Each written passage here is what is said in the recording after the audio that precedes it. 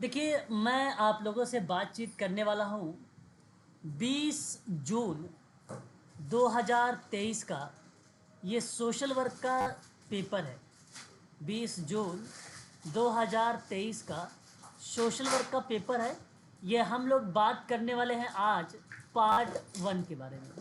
ठीक है, जितने भी प्रश्न आप सभी लोग करिएगा अपने मन से जवाब दीजिएगा, क्योंकि जो दिसंबर 2023 में सवाल पूछे जाने वाले हैं वो कुछ इसी तरीके के होंगे, कुछ इसी जैसे ही होंगे, थोड़े से केवल परिवर्तित होंगे शब्दों का।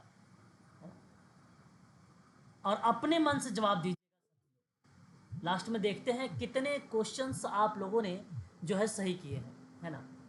चलिए आगे बढ़ते हैं। और प्रश्न हमारे सामने पहला कहता है, वैयक्तिक अध्ययन प्रक्रिया में प्रयुक्त होने वाली प्रविधि निम्नलिखित में से कौन सी नहीं है। 4 ऑप्शन आपके सामने है। साक्षात्कार है, वस्तुनिष्ठ प्रक्षेपण है, अन्य महत्वपूर्ण स्रोतों से सूचना एकत्रित करना है, संकेंद्रित समूह परिचर्चा है। 4 ऑप्शन दिए गए, जरा जवाब बताइए कौन सा ऑप्शन करेक्ट होना चाहिए। नाम बताइए। देखिए, हाँ, नाम देखिए, यहाँ जब मैं आपको समय दूं, हाँ ये देखो छोटा है तो आप बोल सकते हो, है ना, छोटा है बोल सकते हो। तो यहाँ बहुत सारे बच्चों का जवाब जो आया है ऑप्शन डी की तरफ आया है। और ये ऑप्शन डी यानी फोर्थ ऑप्शन जो संकेंद्रित समूह चर्चा है ना, ये करेक्ट जवाब है। ये करेक्ट जवाब है। और ध्यान से सुनिएगा मेरी बात को आप सभी लोग, एग्जाम के पॉइंट ऑफ व्यू से इंपॉर्टेंट है। वैयक्तिक अध्ययन प्रक्रिया में प्रविधि कौन कौन सी होती हैं, इन प्रविधियों को आप लोग थोड़ा सा फोकस करने का कोशिश करिएगा। वैसे तो बहुत सारी प्रविधियां हैं, जैसे व्यक्तिगत अध्ययन की प्रक्रिया में, है ना, बहुत सारे टेक्निक आते हैं, लागू होते हैं।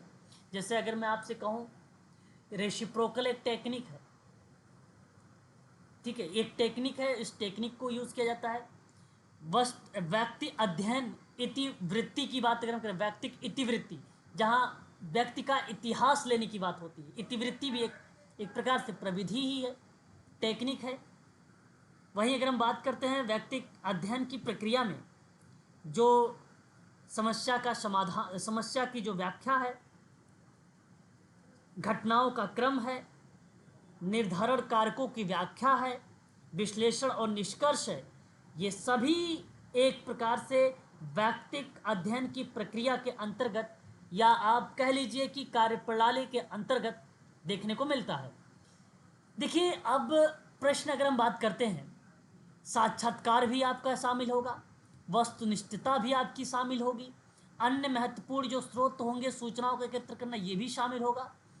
शब्द समूह पर चर्चा दिया गया था, तो ये ग्रुप खुद कह दिया कि मैं ग्रुप का हूं, तो कैसे मैं केस वर्क का हो सकता हूं। प्रश्न केस वर्क का था, तो ये तो बड़ा आसान सा सवाल था। मुझे उम्मीद है कि इसमें ऐसा कोई स्टूडेंट नहीं होगा जिसने ऑप्शन डी के अलावा सोचा भी होगा। तो सही जवाब था option number D is the right answer, है ना। चलिए, ये तो आसान था। थोड़े से और भी प्रश्नों को लेते हैं जो टफ तरीके के आपके सामने यहाँ पर रिपोर्ट। देखिए, हिंदी इंग्लिश दोनों भी सामने आपको मिल भी जाएंगे यहाँ पर, है ना। बड़ा ही आसान सा यहाँ पर जो अगला सवाल भी हमारे सामने दिया गया है, ये बेसिकली फिलोसफर से है, दार्शनिक से है। अब दार्शनिक और प्रविधिक उपागम को सही क्रम में आपको दर्शाना है। ये आपको सिस्टम पता होना चाहिए भैया कि कौन कौन से क्रम इसके अंतर्गत आते हैं। जरा जवाब बताइए और फिर उसके बाद ऑप्शन का चुनाव करिए। ऑप्शन का फिर आप चुनाव करिए।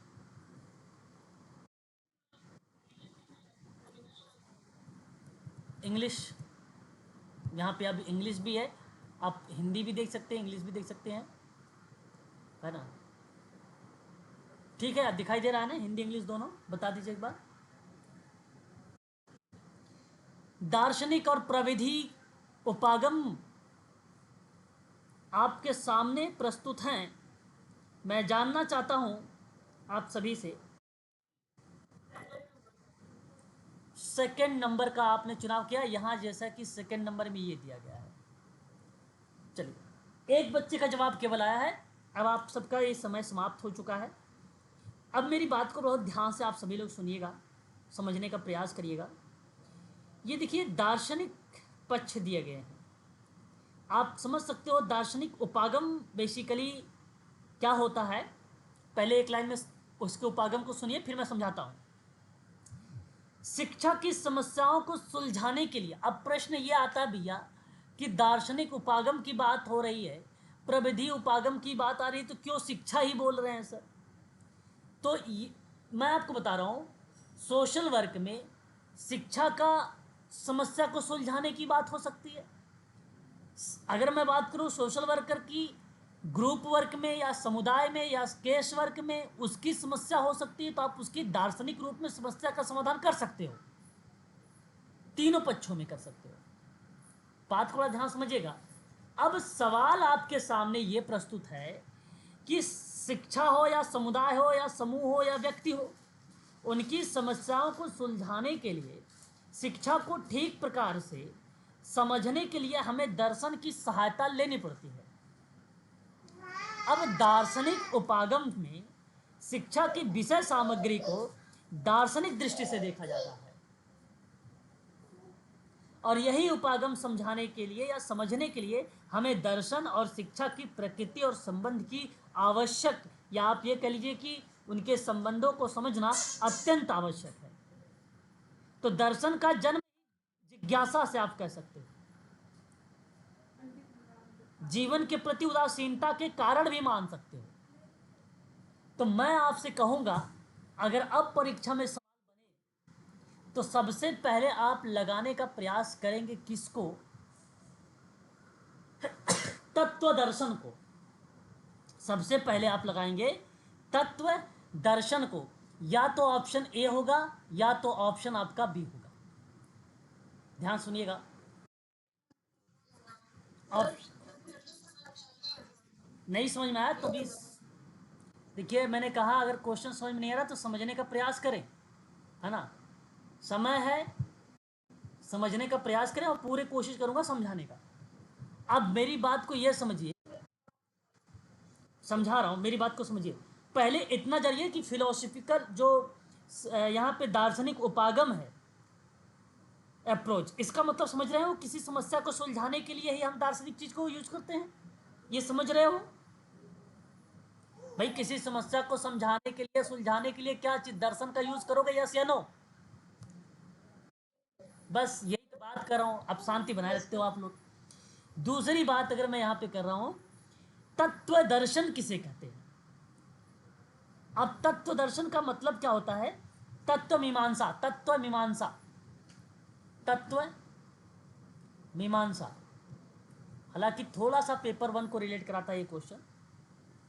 अब दर्शन शास्त्र की वो शाखा है जो ब्रह्मांड के परम तत्व यानी ईश्वर की खोज करते हुए और उसके परम स्वरूप की विवेचना कर रहा हो, तो वह तत्व दर्शन है ना? वह तत्व दर्शन है। तत्व दर्शन, आप केवल इतनी चीजों को ध्यान रखें कि मौलिक विज्ञान द्वारा मानी गई कई इकाइयों का अध्ययन करना। अब प्रश्न था उपागमों, तो जाहिर सी बात है हमें कई इकाइयों का यहाँ पे अध्ययन करना पड़ेगा। उसका मूल विषय, चाहे विषय वस्तु हो, चाहे संपत्ति हो, चाहे कारणतः जैसी श्रेणियों का समूह हो, जिसे हम वैज्ञानिक सिद्धांत भी कह सकते हैं। हम वैज्ञानिक सिद्धांत भी कर सकते हैं। तो पहला तत्व, ध्यान रखिए, दार्शनिक में प्रविधि उपागम में तत्व दर्शन ही शामिल है। ये पहला स्टेप रहेगा। और दूसरा आपका ज्ञान मीमांसा होगा। ज्ञान मीमांसा से क्या तात्पर्य है? किसी भी बच्चों को पता है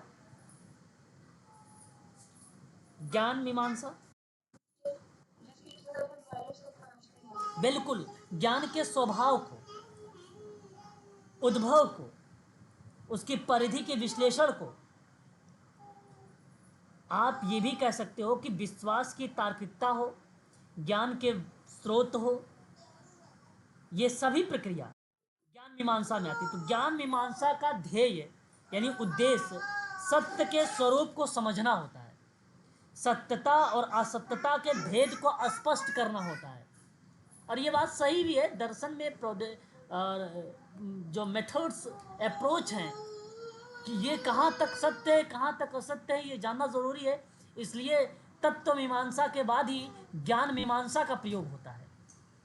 और आप सभी लोगों को बता दूं, अगर आप केबीएस मदान की किताब आपके सबके पास होगी ना, तो आप लोग देख सकते हो ईजिली आपको ये मिल जाता है वहाँ क्वेश्चन पेपर में, मतलब आपके पेपर में मिल भी जाएगा ईजिली सही तरीके से। उसके बाद अगर हम बात करते हैं, यानी आपका ए और सी गया है, तो ऑप्शन ए और सी यानी आपका अगर होगा तो पहला ऑप्शन सही गया है यहाँ पे। तो आप चाहो तो यहीं आप सत्य करके आगे बढ़ सकते हो, या तो फिर आगे और भी चीज़ों को जानने का प्रयास कर सकते हो। जैसे बी, उसके बाद आता है सैद्धांतिक अभिमुखीकरण, थ्योरेटिकल ओरिएंटेशन इसको बोलते हैं हिंदी में। इसी को हम लोग बोलते हैं सैद्धांतिक अभिमुखीकरण। अब इसका मतलब क्या होता है, सिंपल सी बात है कि कोई आपने कोई नीति बनाई हो, या कोई उस नीति के अंतर्गत जो लाभांश लोग हैं, जो लाभार्थी लोग हैं, लाभ और संस्कृति के साथ आत्मसात करने की प्रक्रिया को संदर्भित करती है। तो पहले हमने तथ्यों को जानने का प्रयास किया, फिर सत्य और असत्य को जानने का प्रयास किया, फिर हमने क्या किया, आत्मसात की जो प्रक्रिया है उसको संदर्भित कर दिया।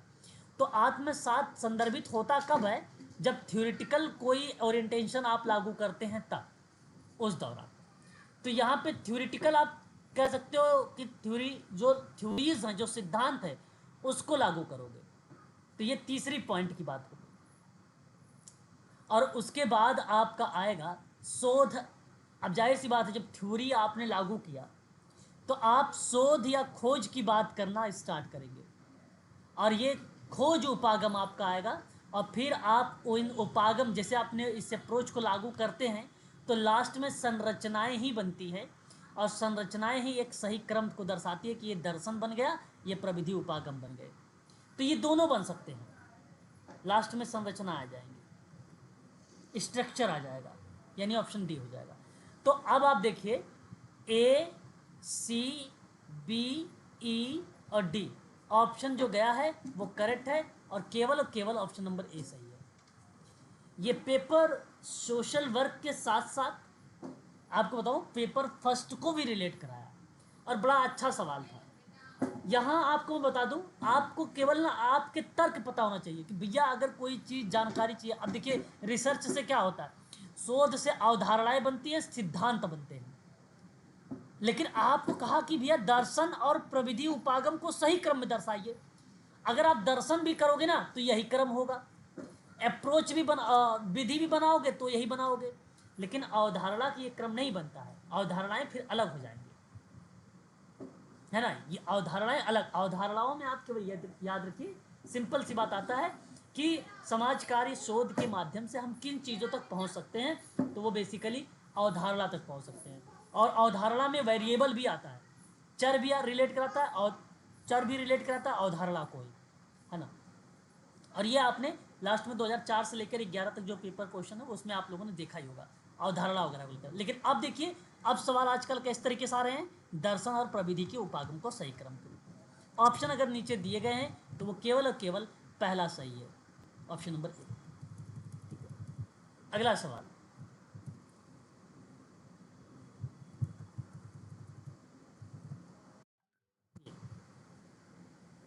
अब देखिए ये सवाल को सुनिए।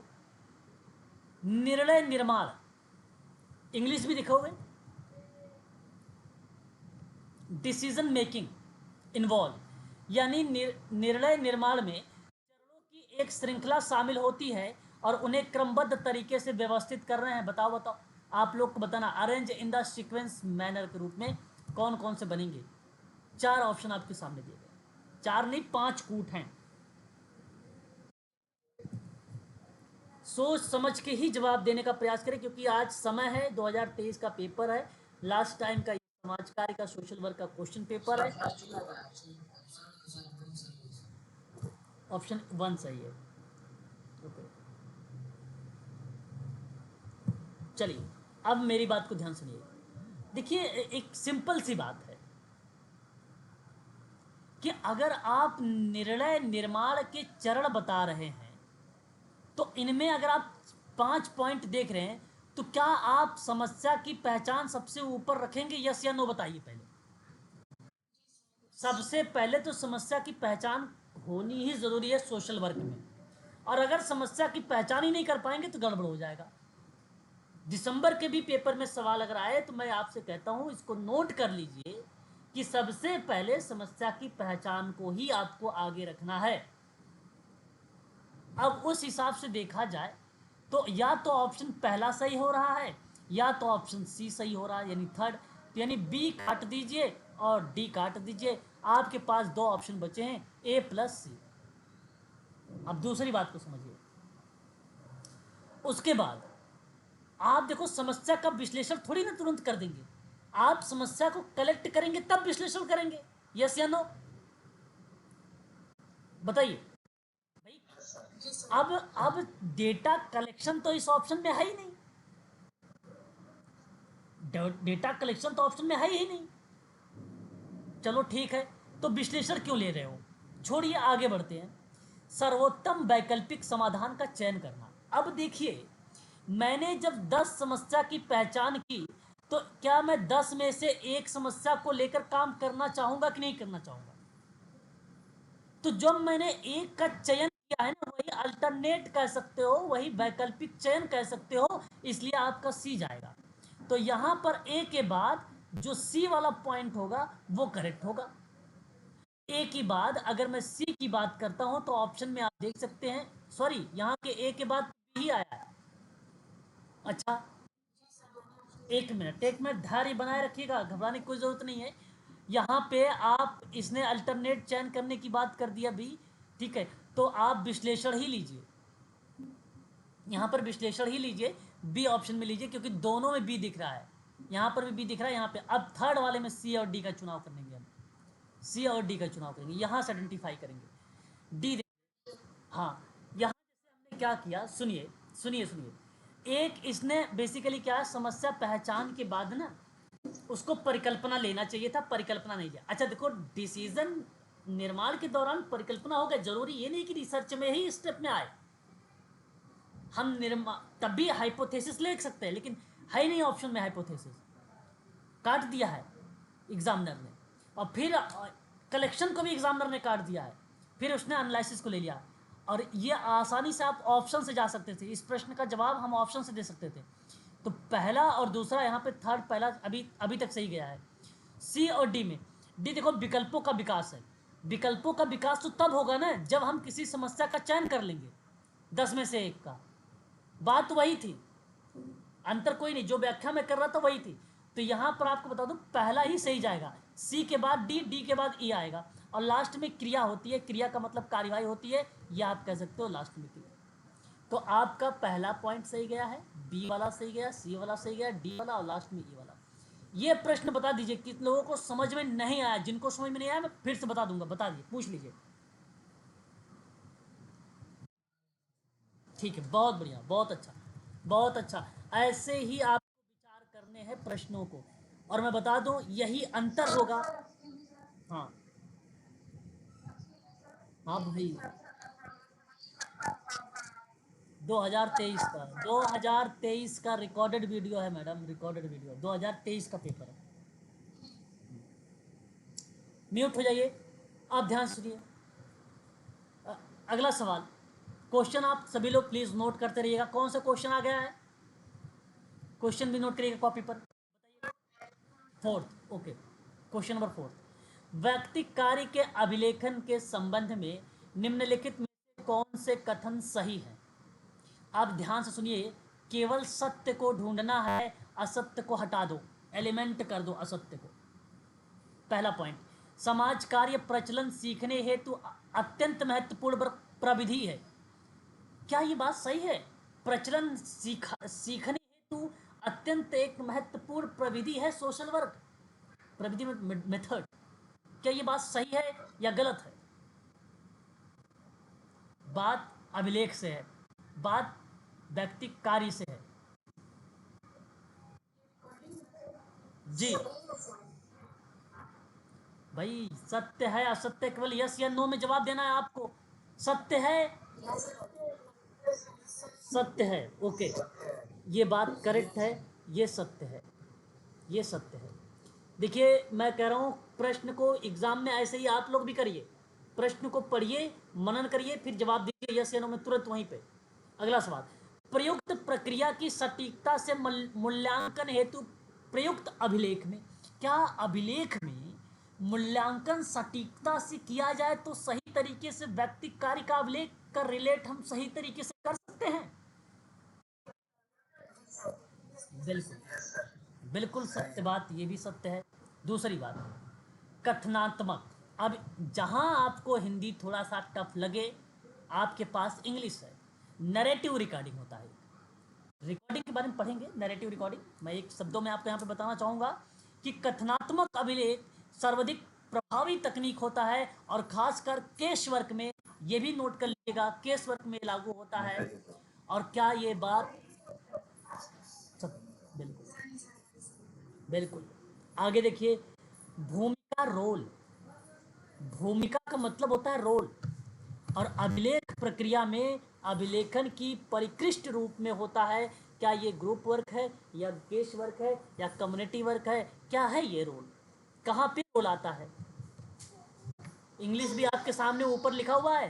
Role recording is a refined, जो है एक प्रकार से वेरिएशंस की बात कर रहा है, वो प्रोसेस रिकॉर्डिंग का होगा।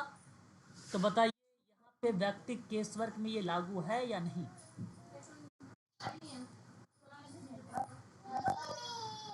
जी, ओके। भूमिका अभिलेख प्रक्रिया अभिलेखन का परिकृष्ट रूप है।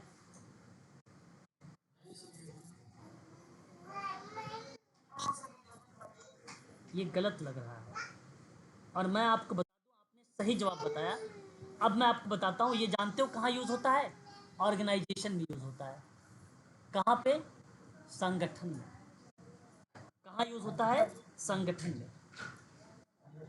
और मैं आपसे कहूँ, कमेटी में, बिल्कुल आपसे अगर मैं कहूँ, आप, मैंने कोई बात पूछा संगठन में, मेरे साथ ग्रुप कॉन्फ्रेंस में आप लोग बैठे, मैंने कोई बात पूछा, मैंने कहा भैया इस पर टिप्पणी डाले, वो जो टिप्पणी आप डाल रहे हो ना, वही है रोल, वही है आपकी भूमिका।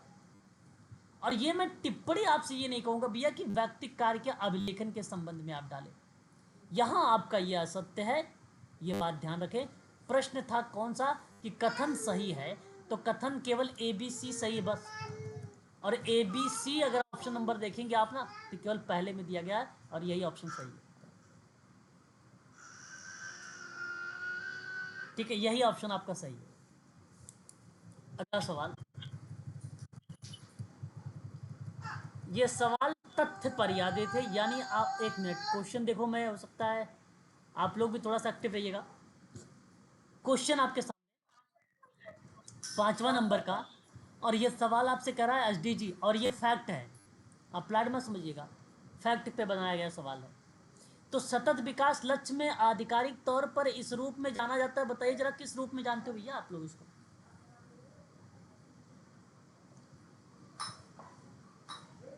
बताइए। Transforming our world the 2030 agenda for sustainable development.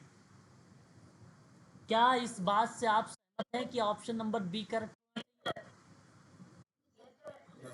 यही सतत विकास लक्ष्यों के नाम से जाना जाता है। भारत सहित कुल लगभग वो 193 देश में सितंबर 2015 में संयुक्त राष्ट्र महासभा की एक उच्च स्तरीय बैठक हुई थी, और उस बैठक में इसे स्वीकार किया गया था, और 1 जनवरी 2016 से ये क्या हो गया,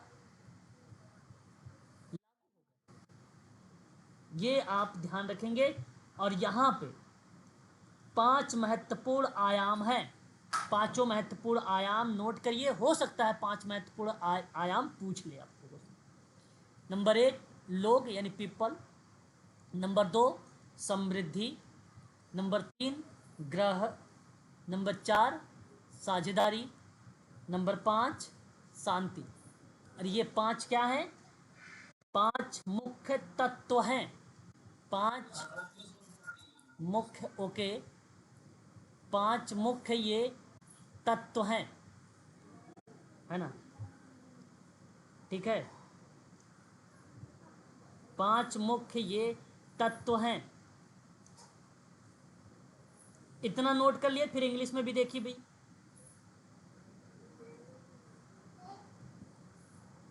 इसी को हम लोग क्या बोलते हैं? 4 पीस के नाम से बोलते हैं। क्या बोलते हैं इसको?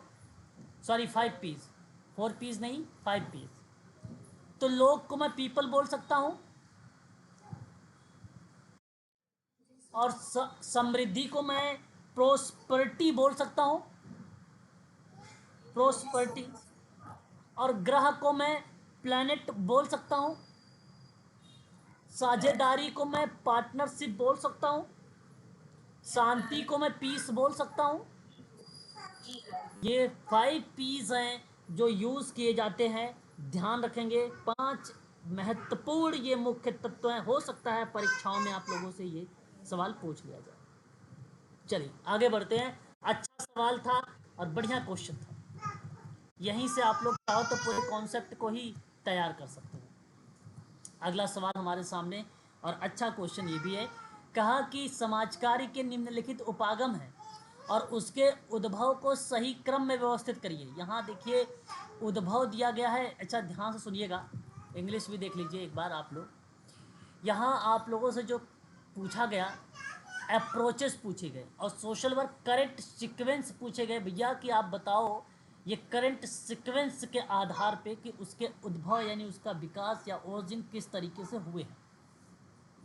बड़ा आसान सा सवाल। तो यहाँ आपकी कॉमन सेंस का प्रयोग होता है। क्वेश्चन नंबर हमारे सामने शायद आई थिंक 6 है। ओके, तो आप सबसे पहले, एक मिनट धैर्य बनाए रखिए। सबसे पहले समाजकारी में अगर मैं आपसे कहूँगा तो उपचारी यानी यहाँ पे जो उपचार को क्या बोलते हैं? ट्रीटमेंट बोलते हैं या रेमेडियल बोलते हैं, है ना? ठीक है, हाँ। तो आप यहाँ पे थेरेपीटिक भी बोल सकते हो। तो मैं आपसे कहता हूँ कि भैया या तो यहाँ पर आपका पहला ऑप्शन जहाँ पे ए लिखा हुआ है, या तो ए करेक्ट होगा या तो आपका बी करेक्ट होगा। यहाँ पे मैडम डी करेक्ट नहीं होगा। नंबर 1 पर आपका आता है ए। नंबर दूसरे पर अगर मैं बात करूँगा तो वो आपका रिप्रेजेंट करेगा प्रणालीगत, जिसको बोलते हैं सिस्टम थ्योरी। सिस्टम थ्योरी, ठीक है। यहाँ हम ये नहीं याद हमें रखना है कि भैया बार्टालेम्फी ने दिया है, रॉबर्ट सनले ने दिया है ना, जो है रेडिकल।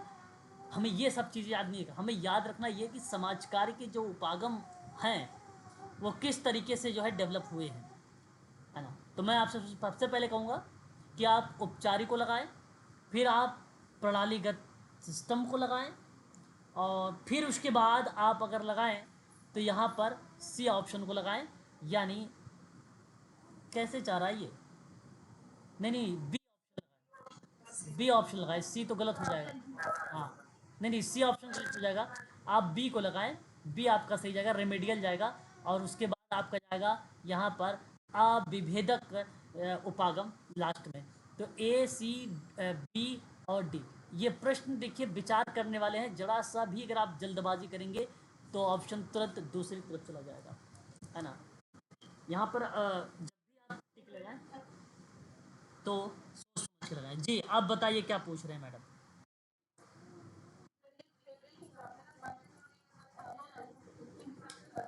देखिए थ्योरी नहीं, अप्रोच है ये, अप्रोच है। अप्रोच पर विचार सबसे पहले कब किया गया, किस किस तरीके से अप्रोचेज आए, उसके बारे में यहाँ पर बात किया गया। जैसे अगर हम बात करते हैं एंटी डिस्क्रिमिनेशनरी अप्रोच, है ना, ये एक अप्रोच है। इसका प्रयोग बेसिकली अगर हम बात करते हैं, अगर किसी का शोषण हो रहा है, किसी की नीतियों को सही तरीके से उसका लाभ नहीं हो पा रहा है, तो ऐसी जगहों पर हम जो है इस चीज़ का प्रयोग करते हैं। आप इसको बोल सकते हैं एक प्रकार से भेदभाव। भेदभाव के जो उपागम है ये अंततः लास्ट में सन 1980 के दशक की बात करता है। और सन 1917 अगर आप चाहे तो, या 1900 दशक को रिलेट कराएंगे तो उपचारी आ जाएगा। और उसके बाद 1940 आ जाएगा, 1960 परिवर्तनकारी आ जाएगा, और रॉबर्ट सनले का नाम, और अविभेदीकरण 1980 के दशक के दौरान में देखने को मिलता है। तो ये एक क्रमबद्धता मैंने यहाँ पे वर्ष के साथ बताया, परंतु यहाँ आपको जो लगाया गया है आपकी कॉमन सेंस के आधार पर। सबसे पहले क्या करेंगे? उपचार, फिर प्रणाली, फिर परिवर्तन, फिर अभिवेदीकरण। और कि अविभेदीकरण मतलब वही सोच लीजिए जो अनुच्छेद 15 नस्ल, रंग, जाति, धर्म, अन्य किसी भी सामाजिक कारणों के आधार पर किसी का भेदभाव नहीं करना है, किसी का शोषण नहीं करना है। वही, जी, वही वही भाई, वही बात है। क्या कर रहे हो? मैं कह रहा हूँ 1970, 1917 वाली, या 1900 की दशक वाली। फिर 1940 आपका सिस्टम थ्योरी बार्टा लैम्फी की बात करता है। फिर उसके बाद अगर हम बात करते हैं परिवर्तनकारी में, जहाँ रेडिकल को रॉबर्ट सनले का नाम आया 1960 वाला। फिर 1980 की बात करेंगे हम लोग यहाँ पर अविभेदीकरण उपागम।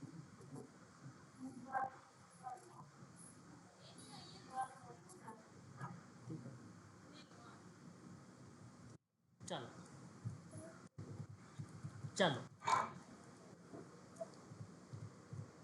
क्लियर हुआ? बताइए। बड़ा अच्छा सवाल आ गया। मानवाधिकार की शुरुआत सुबह के नाश्ते से होती है, यह किसका कथन है? बड़ा अच्छा जवाब है। मानवाधिकार की सार्वभौमिक घोषणा की अगर बात करते हैं तो यहाँ जवाब किस पर्सन को देना उचित समझेंगे आप?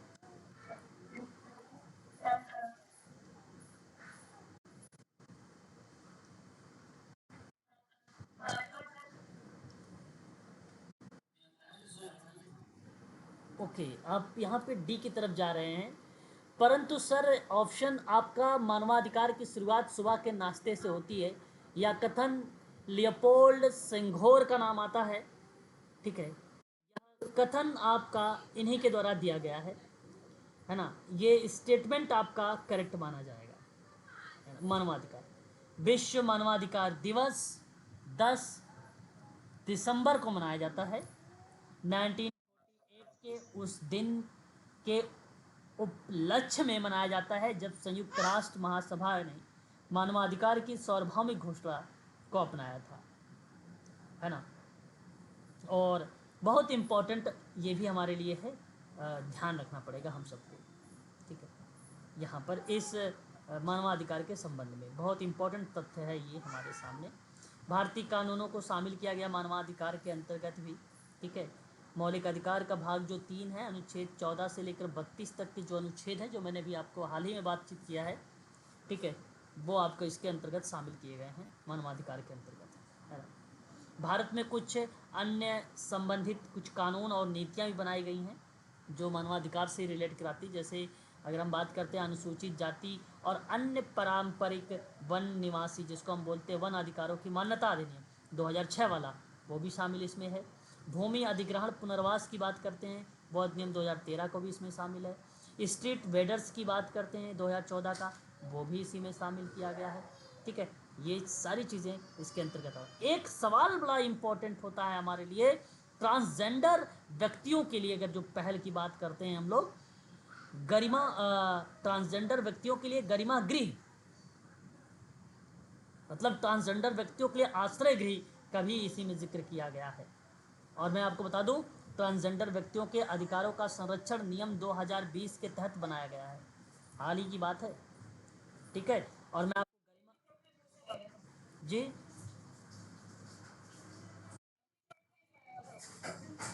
ओके, चलो बहुत अच्छी बात है फिर। और गुजरात, मैम ट्रांसजेंडर व्यक्तियों के लिए एक राष्ट्रीय पोर्टल है ये मानवाधिकार, और इसी ट्रांसजेंडर व्यक्तियों जैसे कि अधिकारों का संरक्षण नियम 2020 के तहत इसे बनाया गया। और इस पोर्टल में देश के कहीं से भी एक ट्रांसजेंडर व्यक्ति को प्रमाण पत्र और पहचान पत्र के लिए डिजिटल रूप से आवेदन करने में मदद करेगा ये। ठीक है, ये चीज़ आप ध्यान रखेंगे। और ये सामाजिक, आर्थिक और शैक्षिक सशक्तिकरण की दिशा में एक मजबूत कार्य प्रणाली के रूप में उभर कर सामने आया है। ठीक है, तो ये चीज़ हमें ध्यान रखना है। ठीक है, आगे बढ़ेंगे और भी चीज़ों के बारे में जानने की कोशिश करेंगे। राष्ट्रीय ट्रांसजेंडर परिषद एक होता है, ये भी आप लोग जरूर ध्यान में रखेंगे, परिषद होता है। अगला सवाल हमारे सामने, क्वेश्चन नंबर कौन सा आ गया अभी? 1 नंबर का। वर्ष 1972 में, देखिए थोड़ा सा समय ले रहा हूँ परंतु मैं बहुत सारी चीज़ें बताते चल रहा हूँ। सन 1972 की बात है। स्टॉकहोम में आयोजित मानव पर्यावरण पर संयुक्त राष्ट्र सम्मेलन की वैश्विक स्तर पर डैश की संकल्पना पर चर्चा प्रथम प्रमुख अंतर्राष्ट्रीय बैठक सम्मेलन हुई थी, वो कहाँ पर हुई थी और वो किस रूप में है? जलवायु परिवर्तन गलत। तीसरा, सस्टेनेबिलिटी जो आपने यहाँ पे जवाब दिया है, ऑप्शन नंबर आपका जो ये जाएगा सही जवाब, वो ऑप्शन आपका थर्ड ही करेक्ट जवाब होगा। वर्ष 1972 में स्टॉकहोम में आयोजित मानव पर्यावरण पर संयुक्त राष्ट्र सम्मेलन वैश्विक स्तर पर संधारणीयता की संकल्पना पर चर्चा हेतु प्रथम अंतर्राष्ट्रीय बैठक का नाम लिया गया था। और इस सम्मेलन में लगभग 119 देशों ने भाग लिया और एक ही धरती के सिद्धांत को सर्वमान्य तरीके से मान्यता भी प्रदान की गई। अंतर्राष्ट्रीय पर्यावरण चेतना और पर्यावरण आंदोलन के प्रारंभिक सम्मेलन के रूप में 1972 में संयुक्त राष्ट्र संघ ने स्टॉकहोम, स्वीडन में, कहाँ पर? स्वीडन में दुनिया के सभी देशों का पहला पर्यावरण सम्मेलन आयोजित हुआ था, पहला। उम्मीद करता हूँ आप लोगों को ये प्रश्न भी समझ में आया होगा। अच्छा क्वेश्चन था ये हमारे लिए। ठीक है, चलिए अगले सवाल पे बात करता हूँ। और नेक्स्ट अगर हम बात करते हैं, अगला सवाल, और ये कहता है आपसे कि निम्नलिखित में से कौन सा अनुमानात्मक सांख्यिकी की श्रेणी में आता है? बड़ा अच्छा सवाल है भाई, बड़ा अच्छा सवाल है, प्लीज़ बताएं आप लोग।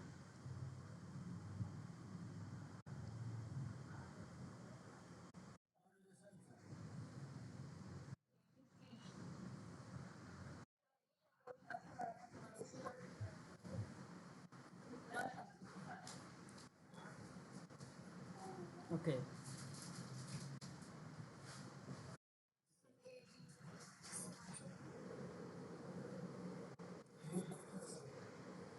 अनुमानात्मक सांख्यिकी के श्रेणी में कौन कौन सा आता है? तो पहला तो आपका काई स्क्वायर आता है भाई, दूसरा आपका टी टेस्ट आता है, तीसरा आपका कोरिलेशन आता है, प्रतिशत और समानुपात, ये तो सिंपल सी बात है, निगनात्मक तर्कना पर आधारित होता है। देखिए, जब मैं आपसे कहूं कि भैया पहले उदाहरण दीजिए फिर नियम बताइए, तो आगमन में आइए। उदाहरण पर काई स्क्वायर है, टी टेस्ट है, सहसंबंध है, लेकिन मैं कहता हूं कि पहले नियम बताइए कि प्रतिशत का मतलब 100 होता है, तो फिर कहेगा सवाल आपसे कि भैया कि 20% का 10% कितना? तो आप क्या कहते हैं भैया? 20/100 का मतलब गुणे 10/100, जीरो जीरो से काट दिया, ये जीरो इससे काट दिया, तो ये बन जाएगा 2 और 10 और 2 5 जेट, यानी ये 5%। इस तरीके से आप रेट लगाते हैं, तो ये बना आपका पहले नियम से फिर उदाहरण। और ये निगनात्मक तर्कना है, ना कि अनुमानात्मक है। तो यहाँ सही जवाब आप यहाँ पे देखिए, ए डी ई किस ऑप्शन में है?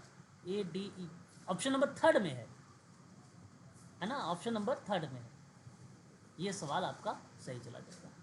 तो इस सवाल में क्या कहीं ये सवाल थोड़ी बताया जाता है, कोई भी सोशल वर्कर में अगर क्लास लेंगे आप इतना डीप में, भाई बहुत करेगा काई स्क्वायर पढ़ा देगा, बहुत करेगा टी टेस्ट पढ़ा देगा, और कोरिलेशन पढ़ा देगा, ये मेन मेन कॉन्सेप्ट होता है, इनको बता देगा।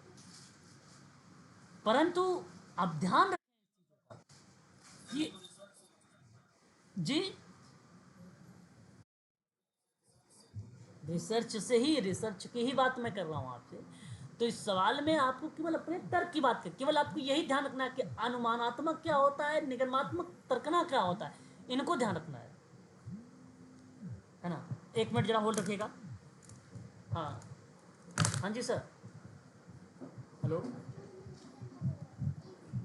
एक मिनट। और अगला सवाल हमारे सामने है, इन सारी चीज़ों को आप लोग ध्यान में रखिएगा। और मुझे बड़ा अच्छा लग रहा है कि प्रश्न केवल कॉन्सेप्ट के आधार पे, देखिए ये सवाल मैंने पढ़ा रखा है, अब आप लोग मुझे जवाब बताएंगे। आपके सामने ये क्वेश्चन नंबर 10, लंदन में प्रारंभ हुई थी चैरिटी ऑर्गेनाइजेशन सोसाइटी का पूरा नाम क्या था? जवाब बताइए जरा। और पक, वाह, वेरी गुड वेरी गुड, बहुत बढ़िया। यानी अच्छा काम किया आपने, ये फैक्ट से सवाल उठा लिया। और अभी भी हाल ही में हम लोगों ने हिस्ट्री पढ़ा था, London society for organisation charitable relief and repressing mendicancy के नाम से जाना जाता है। ऑप्शन नंबर आपका पहला ही करेक्ट जवाब होगा। बहुत बढ़िया, बहुत अच्छा लगा। आगे बढ़ते हैं, एक क्वेश्चन और। समूह प्रकार्यों को समझने के लिए, देखिए अब जो ये ग्रुप हैं उनके प्रकार्य हैं भाई, प्रकार्य यानी फंक्शंस, उनको समझने के लिए निम्नलिखित में से कौन सी प्रक्रिया महत्वपूर्ण नहीं है? नहीं है, ये ध्यान रखना है, नहीं। सामूहिक संघर्ष, ओके। अब देखिए ये सवाल केवल, हाँ ये सवाल हम लोगों को समझना बहुत ज़्यादा जरूरी है, क्योंकि जब तक समझ नहीं पाएंगे तब तक इस सवाल को हम सवाल लगा ही नहीं पाएंगे अच्छे तरीके से, है ना। समूह प्रकारों को समझने के लिए कौन सी प्रक्रिया महत्वपूर्ण है? अब आपको प्रतिक्रियाएं महत्वपूर्ण की बात करें तो कोहेंसन, जैसे देखिए यहाँ पर। और आपको एक ट्रिक बताता हूँ भाई, जब भी सोशल वर्क में ये शब्द आया है वो हर बार सत्य हुआ है, ये भी आप नोट कर लो। एक बार भी ऐसा सवाल नहीं कि जो कोहेंसन ऑप्शन में आया हो और वो लगा ही ना हो टिक, उसके बजाय कोई और रहा हो, ऐसा हुआ ही नहीं आज तक। कोहेंसन मतलब एक प्रकार से जो है संजन शब्द को रिलेट कराता है, कोरिलेशन वाला संबंधन, जैसे कोऑर्डिनेट वाला जो शब्द आता है जिसे समन्वय कहते हैं हम लोग, वो शब्द रिलेट होता है, तो ये प्रक्रिया में है। अच्छा, चलिए ठीक है, अगर आपको ये शब्द समझ भी नहीं आया कोई बात नहीं, हटाते हैं। लेकिन नियंत्रण देखिए, संस्कृति देखिए, इन दोनों को तो मतलब है कि ये सत्य है। जब ये सत्य है तो बचा आपके सामने पहला ऑप्शन और चौथा ऑप्शन। तो आप देखिए इनमें प्राथमिकता आप संघर्ष में ही तो देखेंगे भैया, जहां संघर्ष हो रहा है वो जाहिर सी बात है उसकी प्राथमिकता कम होगी। निगेटिव में आ रहा है संघर्ष, संघर्ष शब्द कैसे है, शब्द है, निगेटिव शब्द है। तो मैं आपसे कहूंगा कि ये ऑप्शन आपका 4 इज द राइट आंसर हो जाएगा, यानी ये आपका फिर करेक्ट हो जाएगा। तो कभी कभी हम प्रश्न के ऑप्शन को एलिमेंट कर दें तब भी हमें सही जवाब मिल जाता है, तो ये भी करने का प्रयास किया करें आप लोग, है ना। आगे बढ़िए। अब देखिए, अभी हाल ही में मैंने सीसीटी, ओसीटी, हालांकि ये सीसीटी का सवाल है, क्लासिकल कंडीशनिंग थ्योरी की, इवान पैट्रिक पावलोव की सन 1904 में ये थ्योरी आई थी। और ये ओसीटी जो थ्योरी है ये स्किनर की, अच्छा बहुत सारी थ्योरीज मैंने पढ़ा रखा है, लेकिन आप बताइए ये सही ऑप्शन कौन सा होना चाहिए कि पावलोव ने शास्त्रीय अनुकूलन का प्रयोग में जो है अनुकूलन के बाद घंटी की ध्वनि बजाया और मुख से लार आना प्रारंभ हो गया, तो घंटी क्या संज्ञा दे दी?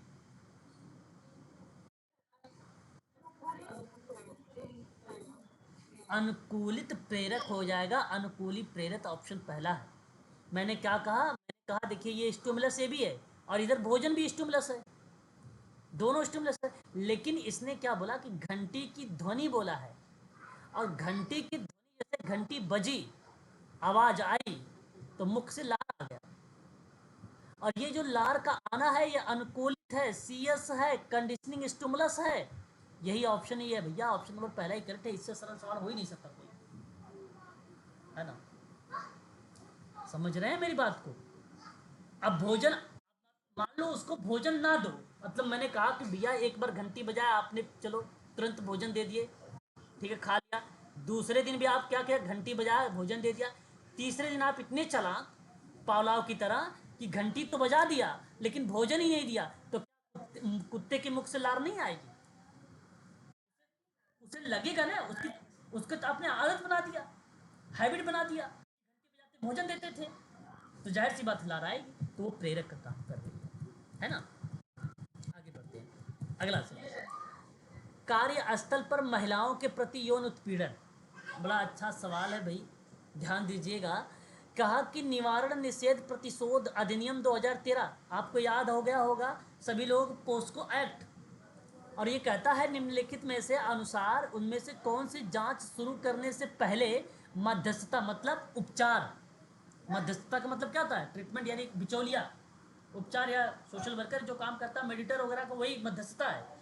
अब उसी के माध्यम से मुकदमे से निपटारा या निपटाना हेतु आंतरिक शिकायत समिति है, इससे अनुरोध कर सकता है। तो बताइए केवल उत्तरदाता के लिए हो रहा है कि एचआर अधिकारी के लिए हो रहा है, केवल व्यथित महिला के लिए हो रही है, कि व्यथित महिला प्लस उत्तरदाता दोनों के लिए हो रहा है?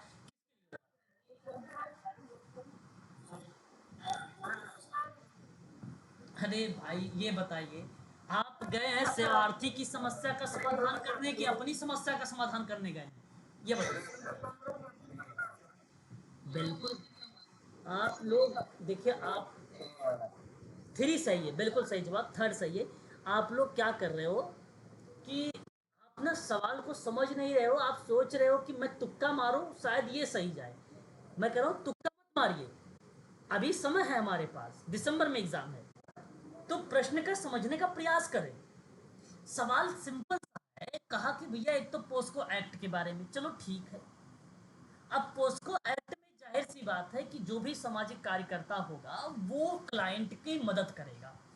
ये तो आपको कंफ्यूज करने के लिए कह दिया कि पूर्व मध्यस्थता के माध्यम से मुकदमे से निपटारा हेतु आंतरिक शिकायत समिति आईसी, ये जो नीचे की लाइन इतनी बड़ी लिखी है ना, ये बनाई गई लाइन, इसका कोई मतलब, बट यहाँ अनुरोध कर सकता है, तो केवल व्यतीत महिला की बात सही भैया, और ये ऑप्शन नंबर केवल और केवल थर्ड सही है ना। कार्यस्थल पर महिलाओं के प्रति यौन उत्पीड़न अधिनियम, आपको पता होना चाहिए कि यह 2013 के अनुसार पोस्को अधिनियम के नाम से जाना जाता है, सारे राष्ट्रीय खेल महासंघ पर लागू होता है। रिपोर्ट किए गए यौन उत्पीड़न के मामलों में मौजूद कानूनी प्रावधानों के अनुसार, है ना, अनुसार कार्यवाही या क्रिया करने के लिए अगर हम बात करें तो एनएसएफ बाध्य है। तो महिला उत्पीड़न कानून के रूप में अगर बात करते हैं तो ये बेसिकली हमारे सामने देखने को मिलता है, और केवल केवल ऑप्शन नंबर थर्ड सही है। अगला सवाल आपको मैच करना है, इससे अच्छा सवाल मिलेगा ही नहीं कोई। हालांकि आपको लगता है बड़ा टफ है लेकिन बहुत इजी है। मैं आपसे कहता हूं अभिजातवाद, अभिजातवाद जानते हैं? आपको बता दूं कि वर्ग आधारित पूर्वाग्रह एवं भेदभाव। अच्छा, अगर मैं बात करूं विषम लिंगीवाद, विषम लिंगीवाद, तो आपको मैं बता दूं कामेच्छा, सेक्स ओरिएंटेशन पर आधारित पूर्वाग्रह और भेदभाव, विषम, विषम मतलब हो गया ये, विषम समझ रहे हो ना, एक सम होता है समलिंगी, एक विषम लिंगी, तो विषम लिंगी में जाहिर सी बात है सेक्स ओरिएंटेशन ही रिलेट होगा। और वयगत भेदभाव, वयगत भेदभाव, आयु की वायु, वयगत आयु पर आधारित पूर्वाग्रह पर आधारित भेदभाव। दिव्यांगता नाम से ही स्पष्ट, दिव्यांगता मतलब असशक्त व्यक्ति, अक्षम व्यक्ति, आप अक्षम हो, मैं आपकी मदद नहीं करूंगा, उसके आधार पे आपने भेदभाव कर लिया, तो ये आपका किसी सशक्त के आधार पर पूर्वाग्रह और भेदभाव। और सही जवाब यहाँ पर गया है ऑप्शन नंबर फर्स्ट, ऑप्शन पहला करेक्ट हो जाएगा, है ना। तो देख सकते हैं सवाल केवल, क्या कर रहे हो आप लोग यहाँ पर भाई? आ, किसी बच्चे ने ए लगा रहा है, कोई बच्चा एस, ऑप्शन थर्ड सही चला जाएगा, है ना। देखिए गलत ऑप्शन में बताइए, एक तो मेहनत करके बता रहा आप लोगों को और आप लोग भी गलत ऑप्शन जवाब दे रहे हैं, तो ये अच्छी बात नहीं है। चलिए अगला सवाल, ये देखिए नीति आयोग के बारे में सवाल है, बड़ा अच्छा सवाल हमारे सामने है और नीति आयोग के संबंध में तथ्य दिए गए है ना। नीति आयोग के संपूर्ण कार्यशालाओं को अगर मैं बात करूं तो निम्नलिखित शीर्ष प्रमुख शीर्ष वितरित किया जा सकता है। ये बताइए क्या क्या चीजें हो सकती हैं जो नीति आयोग के अंतर्गत शामिल की गई है।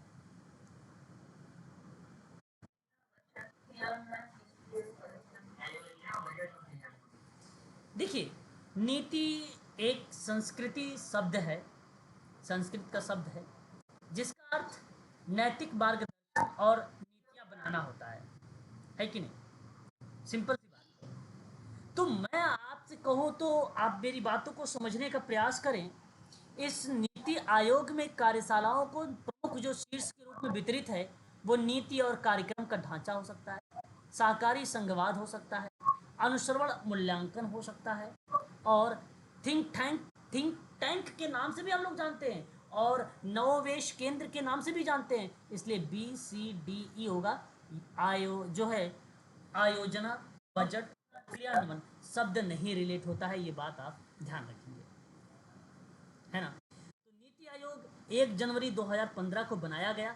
इसका पूरा नाम है नीति आयोग का, आप इसे भी आप मैं कहूँगा कि नोट करेंगे जरूर, पेपर में पूछा जाता है। National institute for transforming India, national institute for transforming India इसका पूरा नाम है।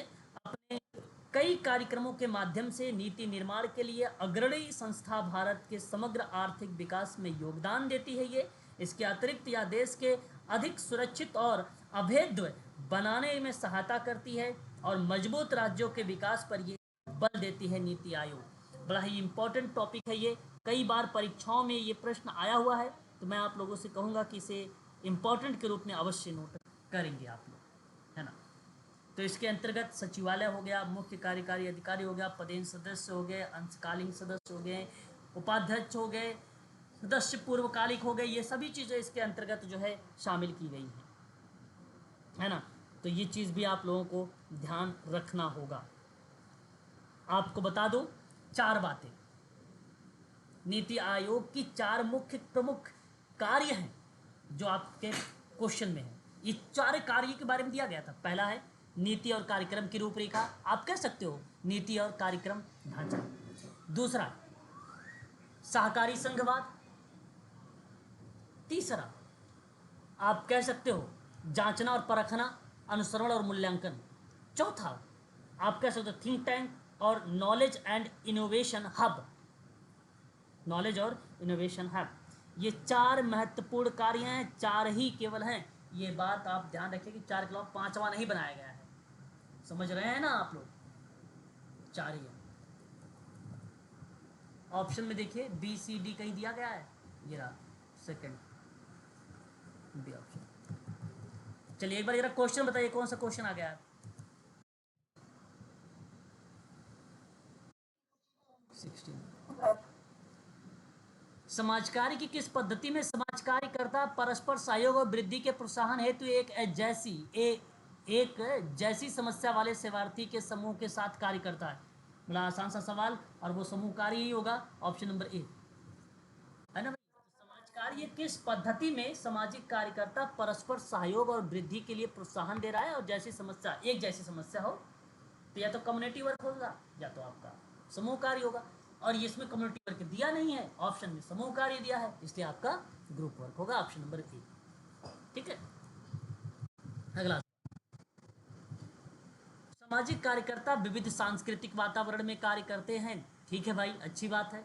निम्नलिखित में से कौन सा समाज कार्य मूल्य और सांस्कृतिक सामर्थ्य को विकसित करने का आधार माना जा सकता है? विविधता का सम्मान करोगे तो जाहिर सी बात है सांस्कृतिक वातावरण में कार्य करते हैं ये क्रियाएं, सामाजिक कार्यकर्ता इसमें इन्वॉल्व है, और समाज कार्य की वैल्यूज और सांस्कृतिक सामर्थ्य को वो विकसित भी करेगा। और सही जवाब यहाँ पर ऑप्शन नंबर बी होगा, विविधताओं का सम्मान। ठीक है, यह ऑप्शन आपका करेक्ट रहेगा, बी वाला। किताबों के लेकर कह सकते हो या उसके क्षेत्र में विशेषज्ञता को लेकर भी बातचीत कर सकते हो। एच वाई सिद्दीकी का नाम अगर हम बात करते हैं सिंपल शब्दों में भाई, तो सामुदायिक कार्य में आता है। ग्रेश मेथू की बात अगर मैं करता हूँ आप लोगों से, तो व्यक्तिक कार्य में आता है। डी के लाल दास की अगर हम लोग बात करते हैं तो ये आपका समाज कार्य शोध में आते हैं। और सुरेंद्र सिंह का नाम करते हैं समाज कार्य शिक्षा में। अभी मैंने हाल ही में सुरेंद्र सिंह के नाम लिखवाया हूँ समाज कार्य एजुकेशन में। जवाब चाहिए आप लोगों का, लिखे हो कि नहीं लिखे हो? हाँ, जवाब यहाँ पर third is the right answer होगा। अगला सवाल देखिए जरा, एक सवाल और भाई, इतना आसान सा सवाल। अभी मैंने हाल ही में आपको कल या परसों लास्ट जो क्लास हुई उसमें जिक्र हुआ था, संडे के दिन था वो। क्या मैं समता का अधिकार को रिलेट करा दूं आप लोगों से 14 से 18? बोलो हाँ। क्या मैं स्वतंत्रता के विरुद्ध की बात करूं तो आप लोगों से स्वतंत्रता के विरुद्ध की बात हो रही भाई, यहाँ पर ध्यान रखेंगे सभी लोग। तो 19 से 22, और शोषण के विरुद्ध की बात करेंगे तो 23-24, और सांस्कृतिक और शैक्षिक की बात करूंगा तो 29-30 हो जाएगा। और सही जवाब यहाँ पर ऑप्शन जवाब बताइए, ऑप्शन ए।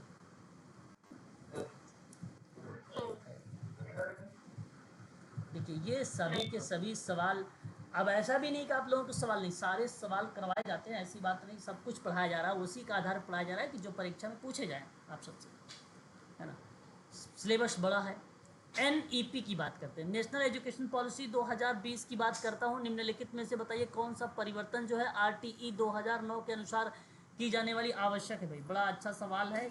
और मैं आपसे क्वेश्चन नंबर कौन सा है हमारे सामने, क्वेश्चन नंबर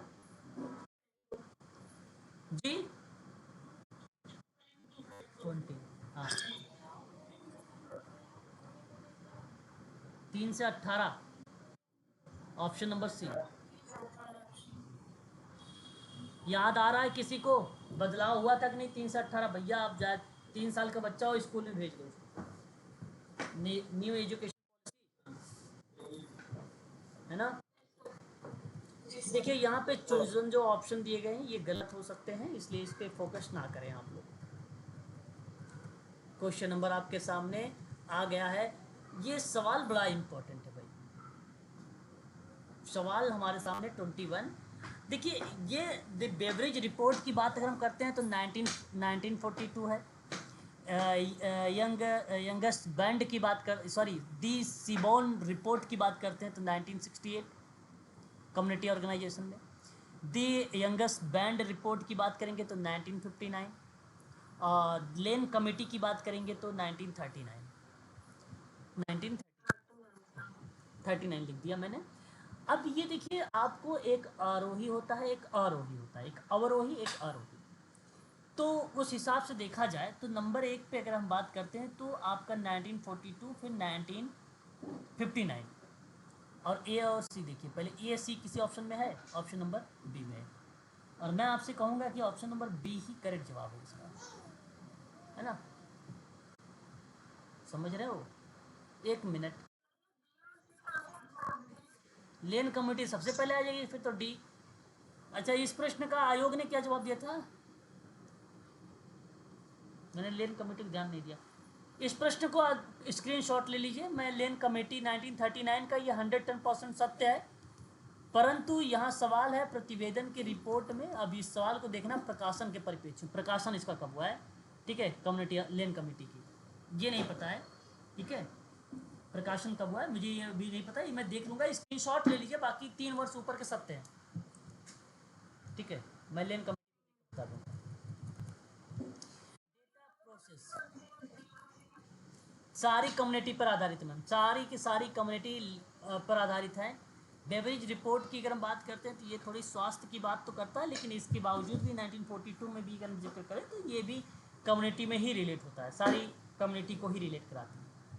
जितनी भी समितियाँ मिलेंगी आपको कम्युनिटी में ही मिलेंगी, ये भी बात ध्यान रखें सभी लोग। इग्नू की बुक देखेंगे, लास्ट में जो ग्रंथ लिखा होता है उसमें मिलेगा, है ना। डेटा प्रोसेस का महत्वपूर्ण कार्य क्या हो सकता है?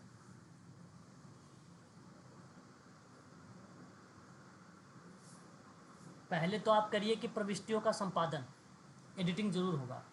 फिर उसके बाद करिए आंकड़ों का कोडबद्ध करना, कोडिंग ऑफ डेटा। फिर आप क्या करेंगे, फिर आप प्राप्तांकों का संग्रह, हाँ सीरीज, ठीक है। बी सी डी करिए, आंकड़ों का सरलीकरण हटा दीजिए, डेटा प्रोसेसिंग, प्राप्तांकों का पुनः सरलीकरण हटा दीजिए। B C D, B C D option number, आज का लास्ट सवाल ले लीजिए, ठीक है, आखिरी सवाल। आश्रित चर के बारे में निम्नलिखित में से क्या सही है?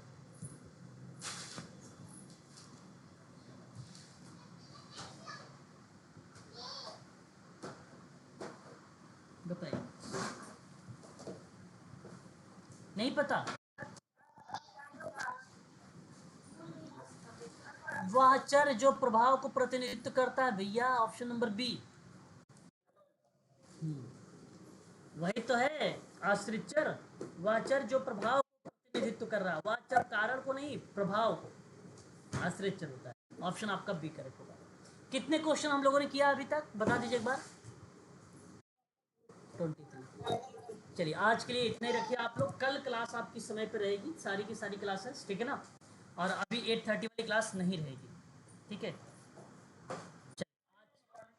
हाँ रिकॉर्डेड है, मैं अभी वीडियो डाल रहा हूँ।